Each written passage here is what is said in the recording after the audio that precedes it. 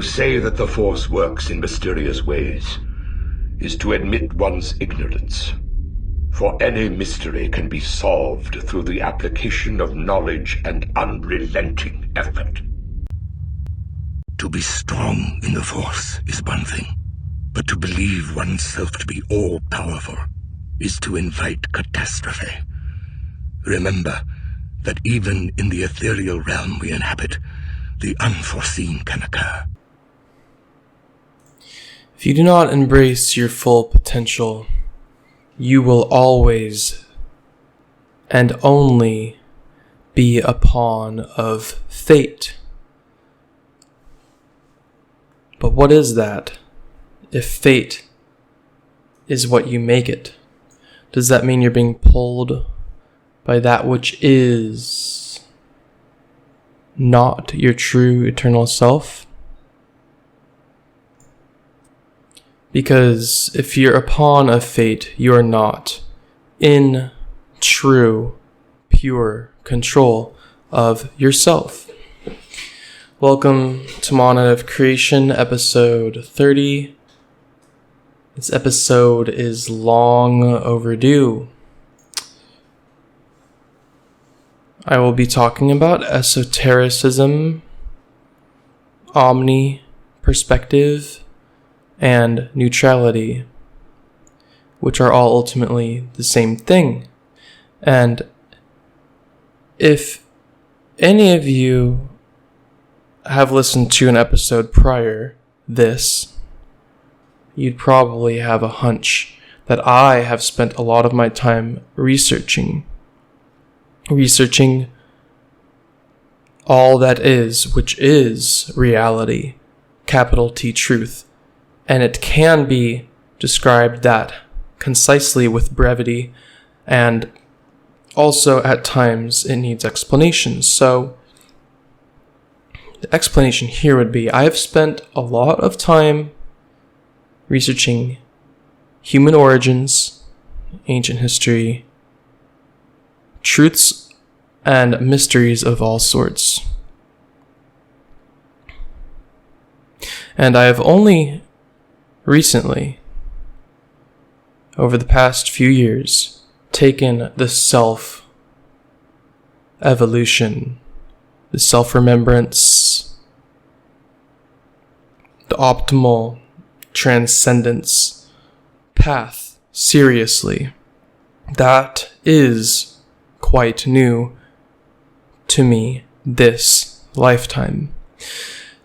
So I have studied a lot of esotericism, a lot of fringe research, a lot of paradigm-crushing, paradigm-obliterating perspectives. And yes, I've gotten frantic and ungrounded along my path. It is a natural part of awakening, if you will, of, just being a true, organic, authentic human. Awakening is a genuine component of existence. In reality systems where beings are born and their minds are blank and they have to remember and relearn. And however optimally or putridly it is done, putridly would be not trying at all or utterly failing. Optimally would be hopefully continually alchemizing and transcending towards your eternal self and pure truth. However, wherever on the scale you lie, it is just a natural component of existence to awaken, research, find stuff out, and then some people stop somewhere along the line, or they keep going. And stopping might as well be decaying. So this episode on esoterics, Omni sight, and neutrality is it's happening when it needs to happen, because everything happens when it needs to happen. Everything is a learning experience, and depending on how we treat each and every experience, we either fall because of it and the lack of being able to handle situations or even perceive them as something truly, something to truly cherish and look at seriously and say, how can I learn from this situation? Every situation. So yes, I could have talked about my path and awakening way earlier. We're 30 episodes in. And yes, I could have talked about esotericism way earlier in, but I did not. And it doesn't matter, yet it entirely matters. So we're going to jump into it. Esoterics, okay? So esotericism is at this point, the lukewarm doctrine, the way it's treated, of finding the core truth within everything, all that is. Finding the core truths, the pure gold truths, the non-illusory aspects within anything you're observing. And specifically, when esotericism is talked about, it's talking about the core truths within religion and spiritual traditions. And within occultism, hidden esoteric knowledge. And yes, I did say it's a doctrine at this point because a lot of people just treat it as one. They treat it as a religion, esoteric approach, esoteric this, esoteric that. And at this point, the esoteric homeboys and girls are ultimately just in another religion for all I see. And people might not even understand what I'm saying here, and a lot of people might actually feel uncomfortable because a lot of people are running around right now making a lot of money off esoteric ideas and hidden spiritual teachings. And a lot of the people making bank and really enjoying themselves and their wealth and what they're creating are just making money off the religion of esotericism and not really truly caring and not really truly being placing responsibility and pure intention and pure action and pure potent existence in their lifestyles. And it is what it is. So it has become a religion because it's the religion of not really standing ground and being specific and clear on where you're at, where you stand, being genuine, transparent, and honest with yourself. But a true esotericist would not have gotten triggered by anything I just said.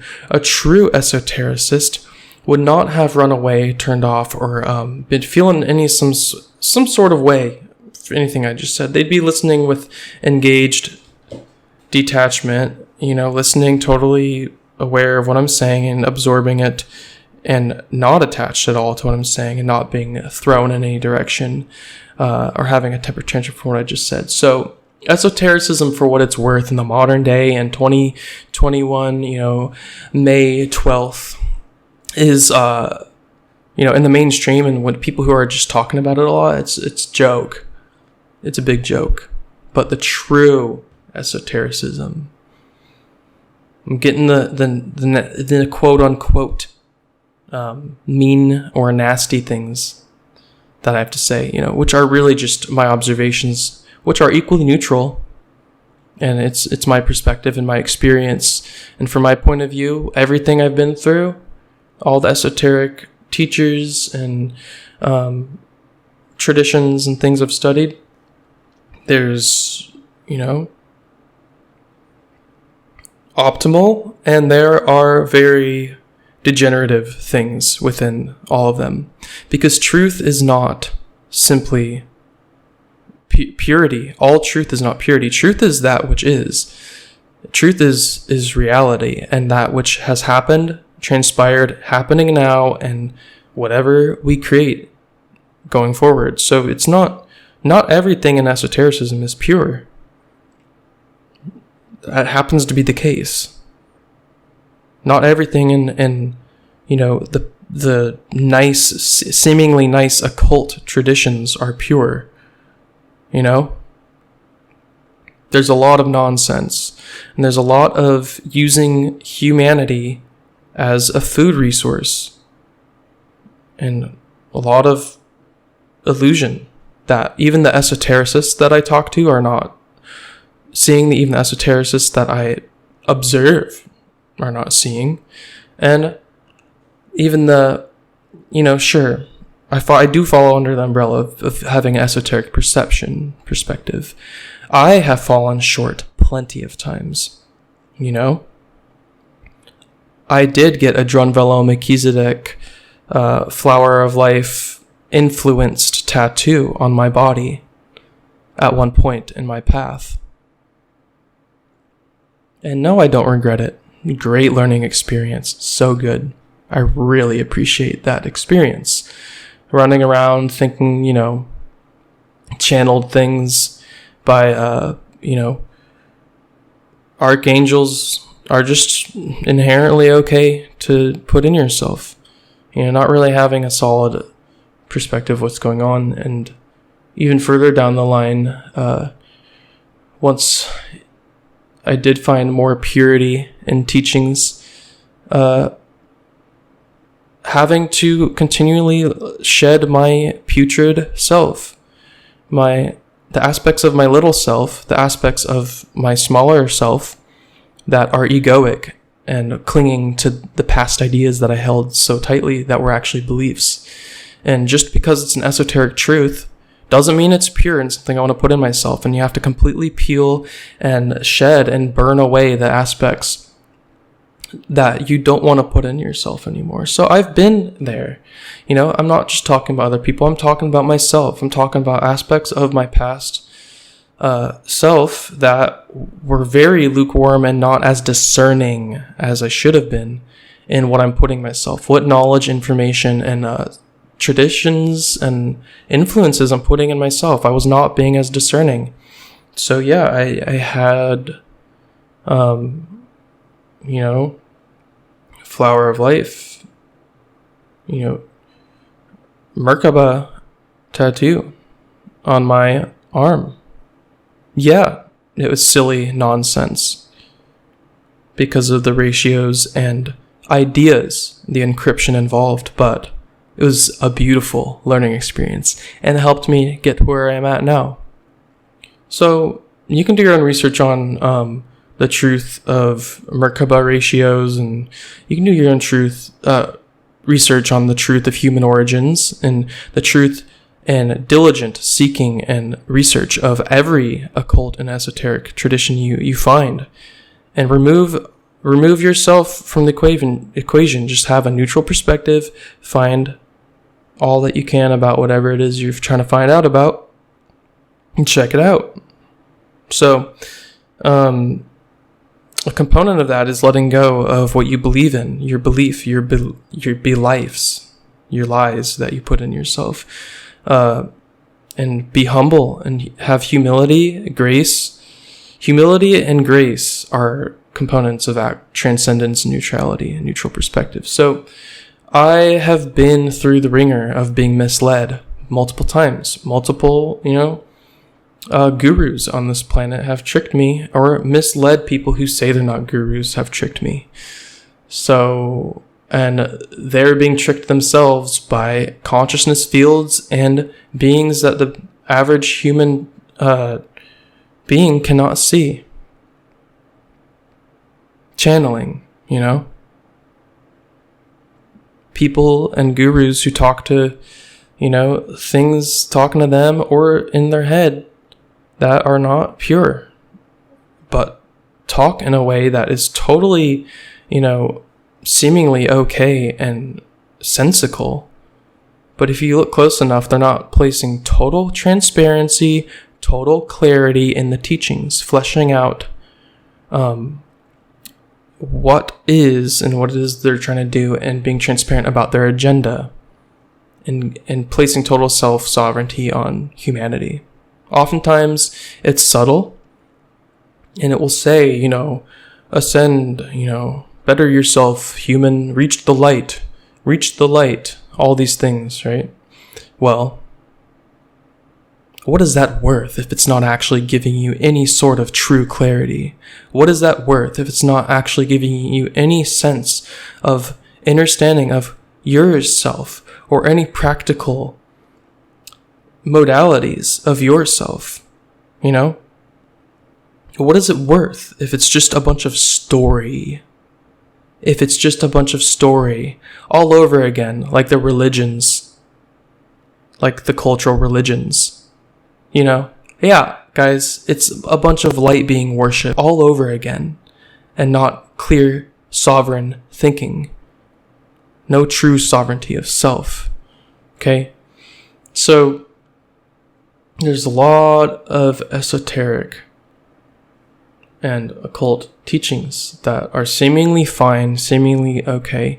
And what I'm not saying to be afraid or frantic or think that if you just observe it once, it's going to jump into your body. It's,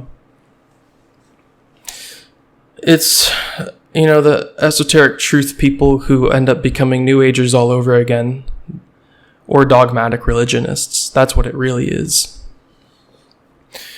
So, if you don't embrace your full potential, you'll only become a pawn of fate. So if you're a pawn of fate, and you're a pawn of teachings that you actually know nothing about, because the dispensators of these teachings are not giving you the full picture or telling you the full agenda or the full plan in how they're shaping your mind and shaping your perception of reality. Sure, you could be getting some esoteric gold, some core truth out of the teaching, but for you to just be lukewarm in your ideas about the teachings and just not really think deeper about the true context of what's happening to the human race at large, to reality, every time matrice, everywhere in the cosmos, to not actually think that reality is visceral, real, and things happen, and your choices and actions totally matter, and every single thought you put in yourself, every single thought form you put in your mind, every single idea and symbol has an encryption, everything. If you're not truly solid in your emotions and intuiting, and your intuition is not pure, and your mind is not online with full total clarity to the best you can, and you're not remaining receptive to the unknown, and when you're not receptive, you're not getting further recalibrating for your intuition, for how you feel. So you're not sensing what it is you're looking at. You're not sensing these ascension teachings accurately. You're not sensing these ancient texts accurately. You're not sensing what's actually in front of your eyes, because your intuition, even if your emotions are fine, your intuition could be going through your mind, and you're either overthinking, and all these ideas from your ancient texts, your beloved ancient texts, the ancient texts, they could never have been wrong. It was before Christopher Columbus and before the Vatican, before this specific time. I don't care what time it is. People think that before, just pick a date. I don't care. A lot of people have this idea that the ancients somehow had a lot more cohesion and truth just inherently. Okay? Well, there's a lot of inconsistencies with that idea. There's a lot of inconsistencies with that ideology, and it's nonsense. It's total nonsense, and it's based in a lack of understanding that there has always been, since, Samaria, I'm going to go that far back, and before then, in all times, there's always been an element of, beings, especially humans, needing to maintain their free will choice and their conscious embodiments and disciplines, and know what they're devoted to really stay on an eternal pure track of evolution. And if beings don't, keep their disciplines, their devotions in check with pure free will choices based on being aware, totally aware and sensing what they're putting within their minds, putting within their souls, if they're not staying on top of that, there will be degradation and eventual nonsense and just outright tragedy. So what I'm getting at really is teachings that are seemingly pure and seemingly better than religion and atheism, teachings that are seemingly better than what's mainstream just because they're more nuanced and neutral and, esoteric, and hidden for a long time, does not imply purity, does not imply optimal evolution of consciousness, because the evolution of consciousness is the evolution of biology, because we're in a bio-spiritual evolution. It's not simply crude matter, okay? And we're not just energy, okay? But the thoughts and ideas we have downstep into the potentialities we have in the physical world. So to look at esoteric ideologies in the ancient texts and hidden teachings, and all these things, the core truths of religion, and just say, oh, it's a core truth and it's universal. Well, you're just a universalist. You're just universally, lukewarm, just loving everything around you and accepting whatever has a little bit of truth and just only looking at a little bit of truth. And honestly, guess what's happening? A lot of ignoring the illusion and abuse of free will and the rest of the teachings, and only looking at the core gold that you want to look at because you just want to cling to your ancient texts, right? So, this is something that I have really been observing for a long time, and apparently I've been waiting to talk about it until I wake up at, 2 a.m. to speak on it, right? Because, yeah, I did say I wasn't going to make a podcast episode for a long time, but I noticed that really my what I needed to distance myself from was simply Instagram and Telegram and caring about posting every day.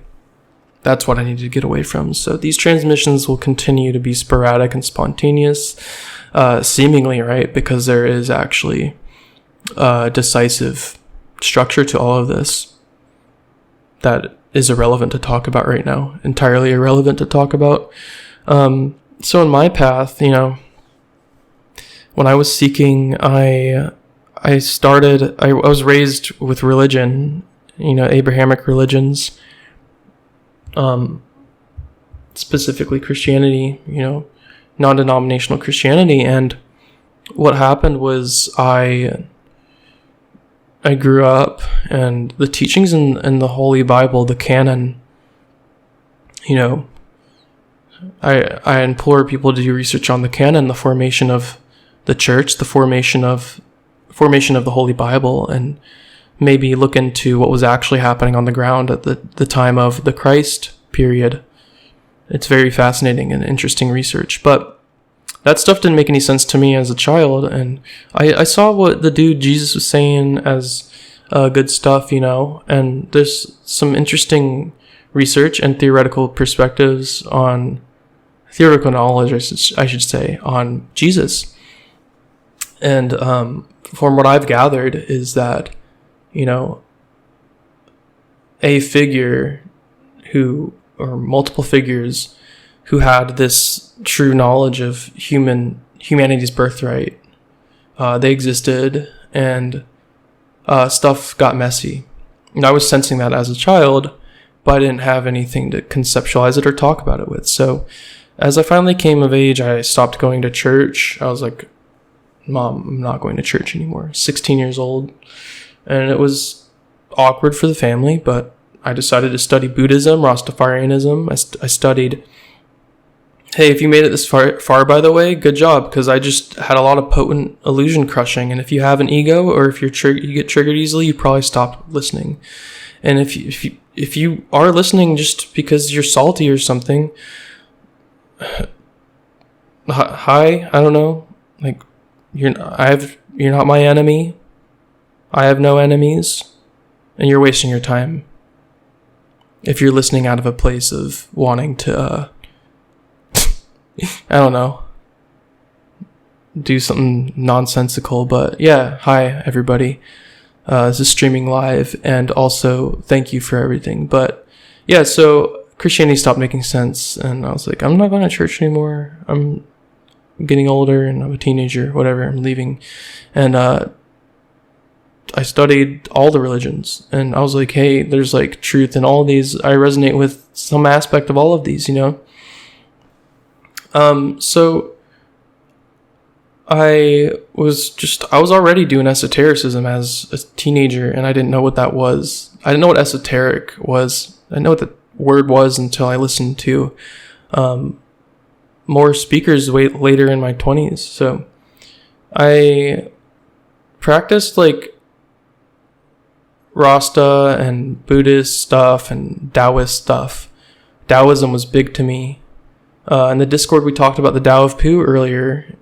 People brought that up on their own, and it brought back some awesome memories for me. I looked into the Tao of Pooh and that book and the Tao Te Ching as a child, and I was truly picking up all these memories and fragments of humanity's ideas in my teens. So it makes a lot of sense now, and I know what I was doing, but at the time I had no clue what I was doing.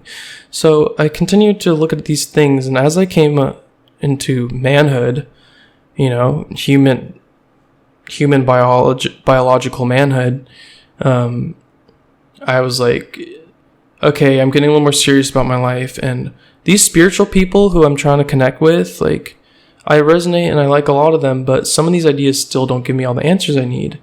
So I got more and more scientific in my approach, and I eventually found a girlfriend. And, let's be honest, you're heavily influenced by your first crush or whatever. And this was this had to happen. She introduced me to more atheist ideas, and I got into more punk bands that were totally atheist, bands like Leftover Crack and Choking Victim and all those things, and I dated like a vegan atheist, so it made sense. I just became atheist, and I was like, yeah, the religions were just like thinking about good things with story, right? It's all story and nothing actually happened. And so I moved on as an atheist for another,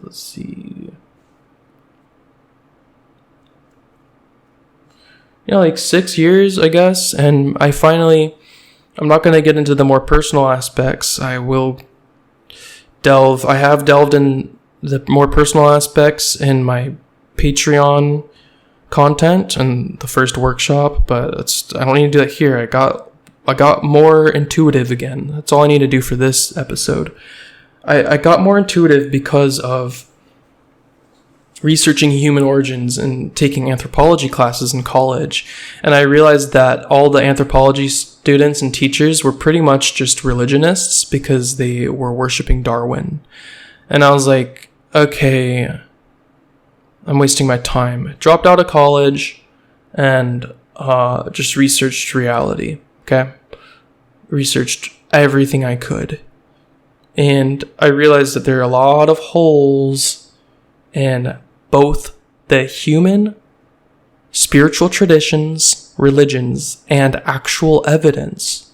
The actual evidence of what has happened and the records of the human race. So this is very interesting. I was like, man, this doesn't make much sense. What's going on here? And at the time, I was having more energetic phenomena happen to me. A lot more energetic phenomena. So I was having energetic phenomena happen to me, and I was researching all the anomalies with humanity. So I knew something was going on. So I knew both scientism was not the way, scientific atheistic materialism, especially when it becomes beliefs, capital LIE, because that's just religion. And stories about reality are not good. Stories within religion are not good at all. And just more beliefs there, L-I-E. Capital L-I-E. More stories on both sides. The beautiful stories from Darwin and the beautiful stories from the hierarchical, very imbalanced religions. So, all clinging on hope, because ignorance is hope, and story that makes you feel good is hope. Because story that makes you feel good is based in ignorance anyway. So, I was like I was not totally aware, but I was very aware of what I was seeing before me and the truths of what I was just researching.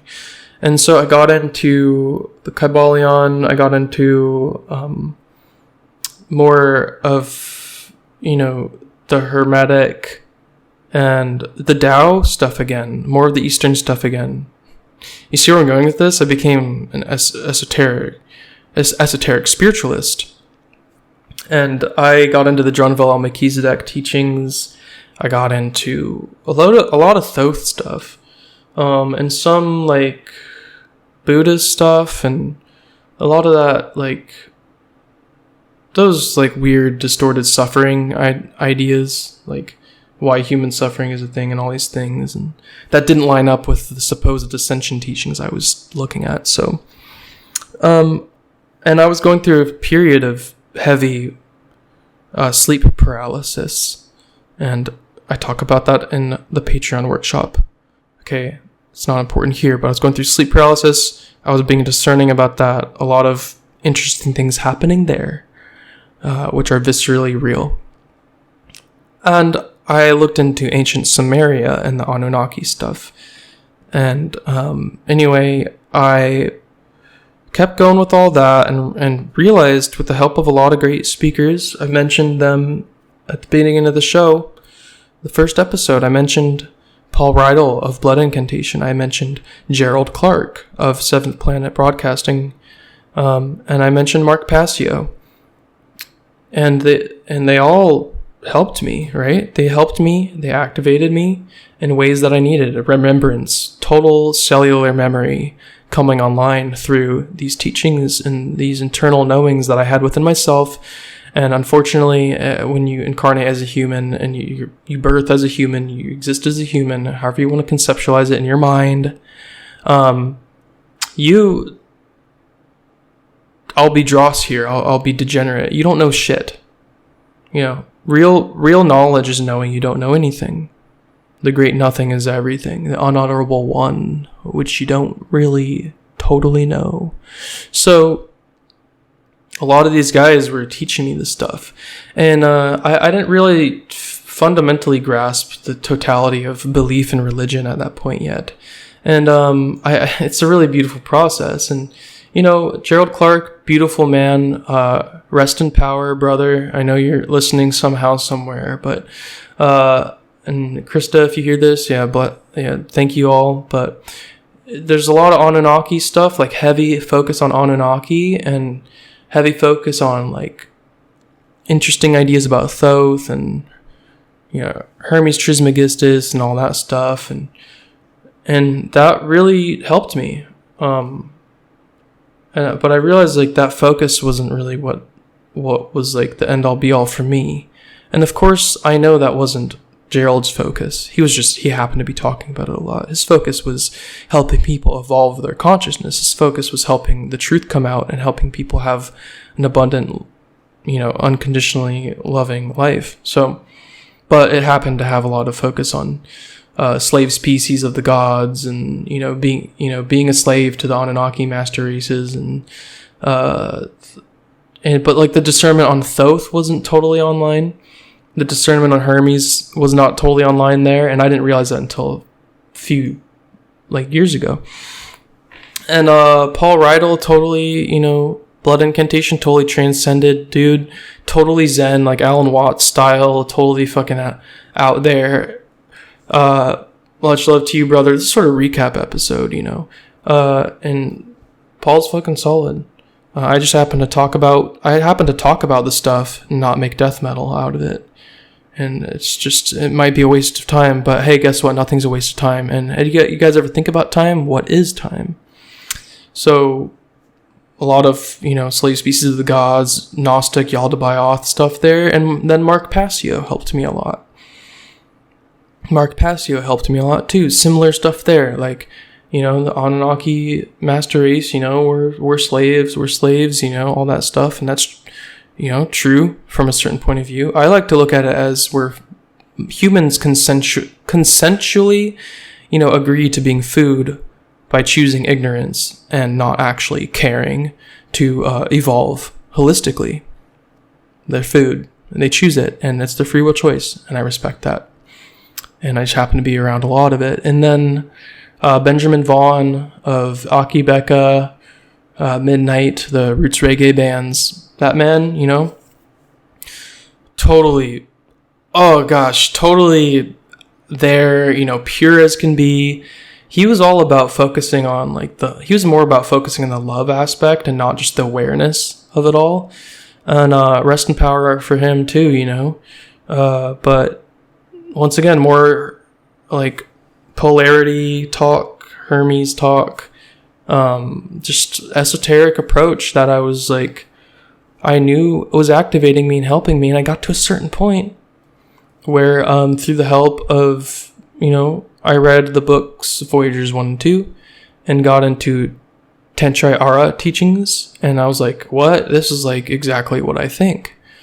And I was like, okay, that's interesting. There's another person who feels the same way about me, and those condolences and respect would go to Iesha Ashayana, but this is all irrelevant. They're all just sovereign individuals who have ideas that I resonate with. So I was like, what's going on here? So I delved that stuff and realized that the convictions I had growing up, the convictions I had all throughout my seeking phase, the convictions I had about everything, I wasn't alone, that's it.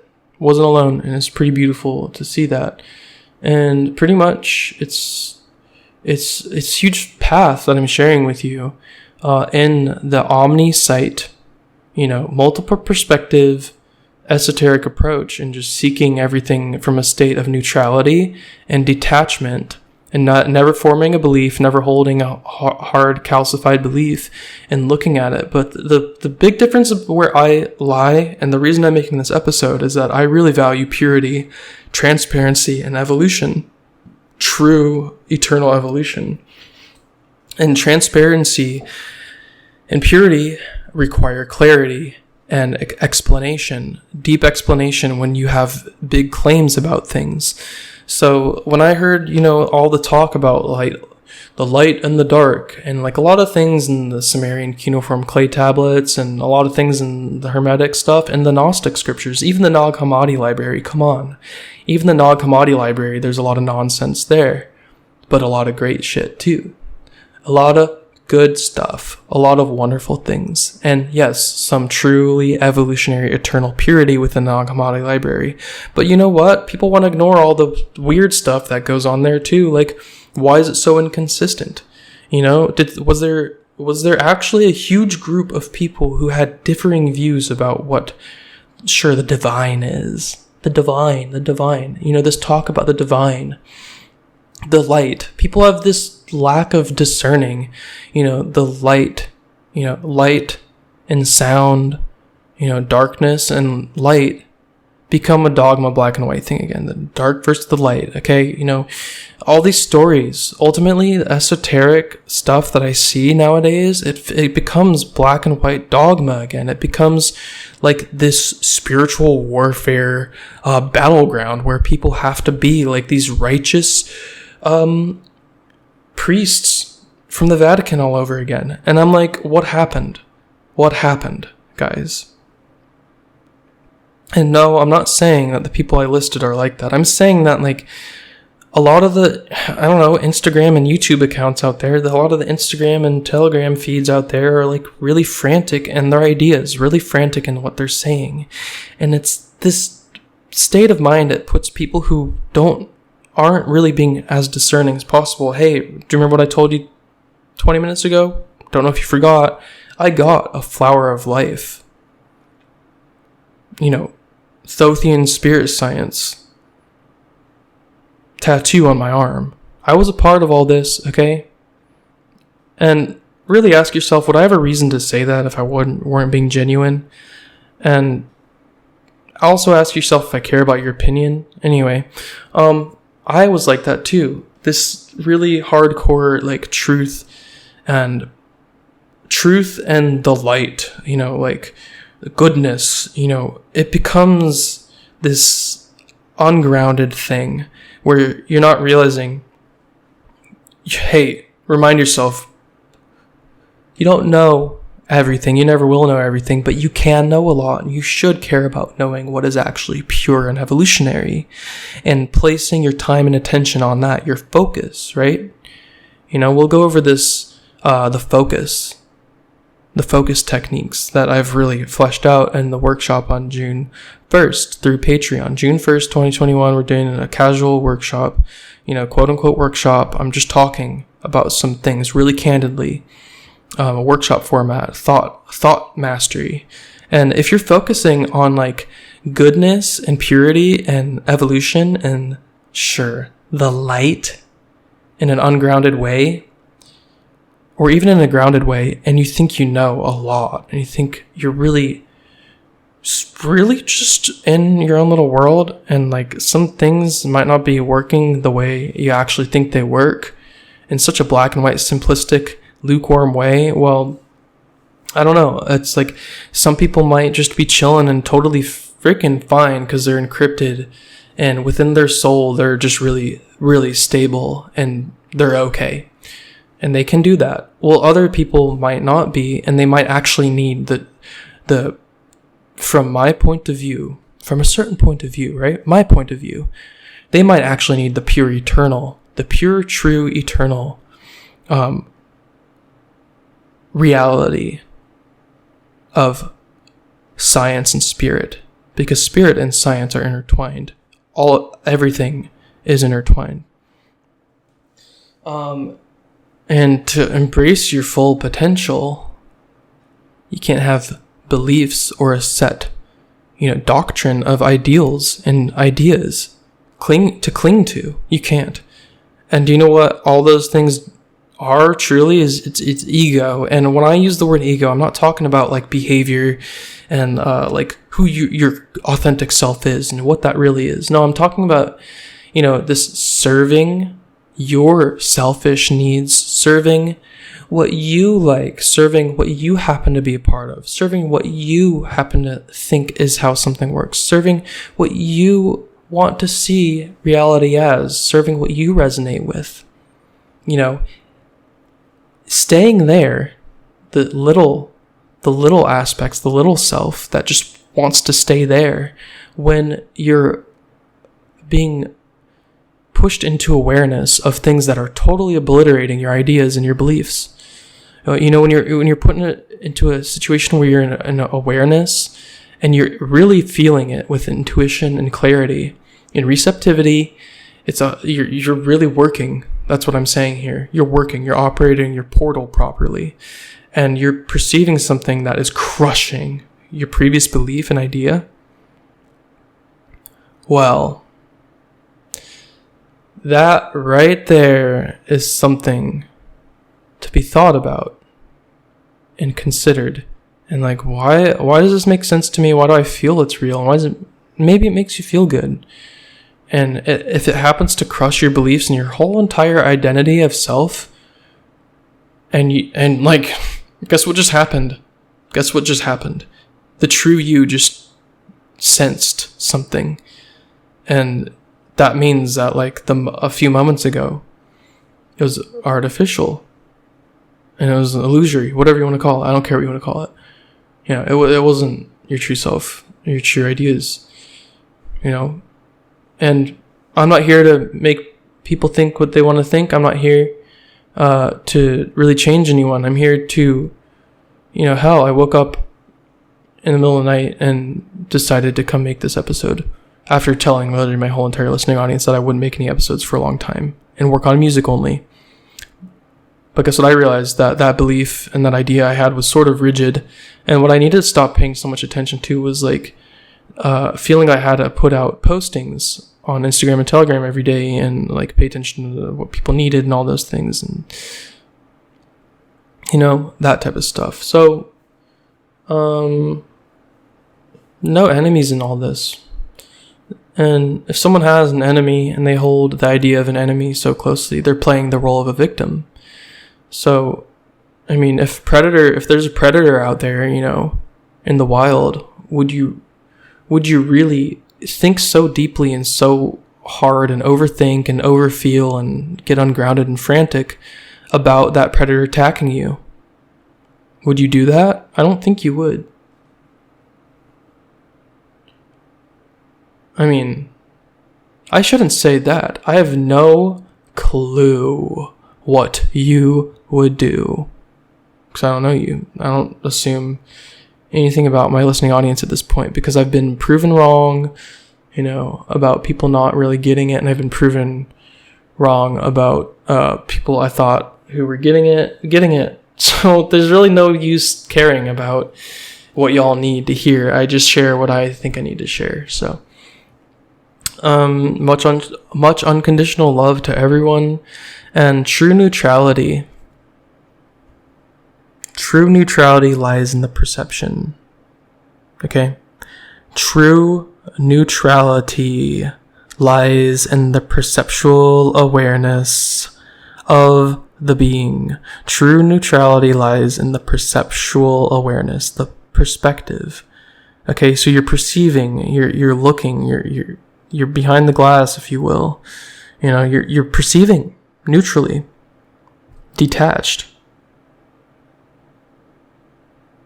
This does not mean you go along to get along. This does not mean you betray yourself. This does not mean you become lukewarm in your thoughts, feelings, and choices. This does not mean you just simply love everything that happens to be true, mindlessly and with a total lack of intuition. But I digress. Some people's intuition is keyed to things that, you know, might not be the most optimal thing. And there's a lot we still don't know about reality and life as it is. So I don't claim to be 100% right about any of this. I'm just sharing what I know and feel.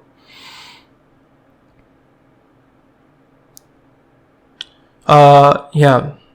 The great nothing is everything. The only change is in your mindset, your entire being, your holistic intelligence, hopefully.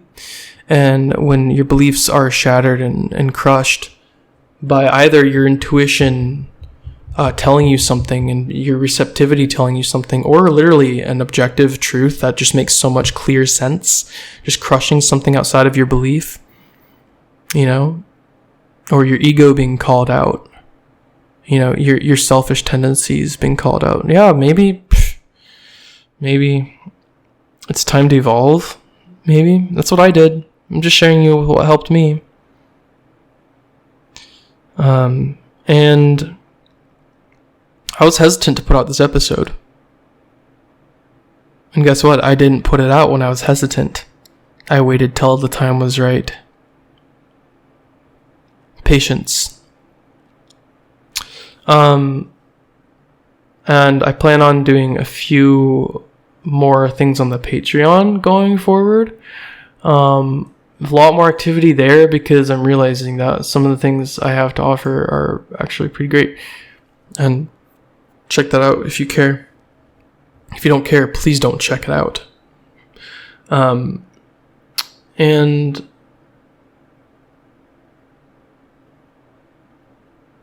check yourself, respect yourself, enjoy yourself. And if you need external assistance, discern with healthy perception and detachment.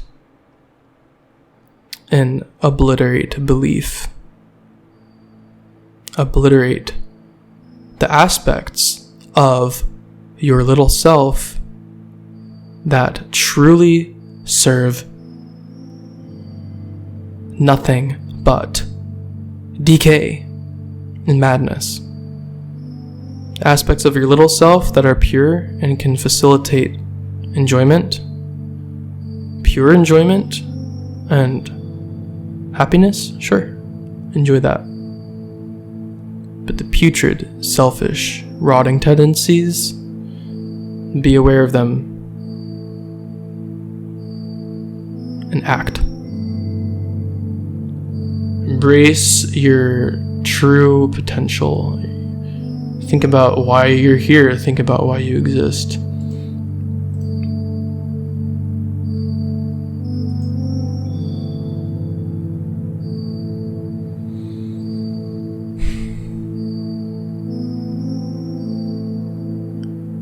None of this is to overcomplicate. None of this is to change minds. None of this is to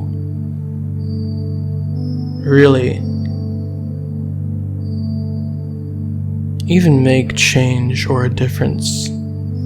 It's simply to do what must be done in this present now moment.